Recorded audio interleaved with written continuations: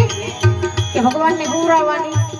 મીરા જેમ બોલાવે છે એમ આપણે બોલાવી શકતા નથી.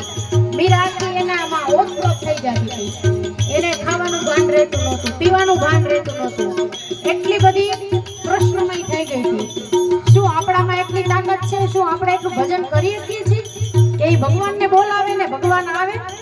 આવે જ, જરૂર આવે, પણ જો આપણામાં ભજન નહીં હોય એટલું તો. ભગવાનને ભોગ લગાવવા તો જઈએ છીએ આપણે, પણ ભગવાન ખાય છે? અને ખરેખર જો ખાતા હોત ને તો અત્યારના જમાનાના કળિયુગના માણસો ભગવાનને થાળી ન ધરે. કે છે કે આ તો ભગવાન ખાય છે. પથ્થરની મૂર્તિ જો ખાવા માંડે તો તમે થાળી ધરે ખરા?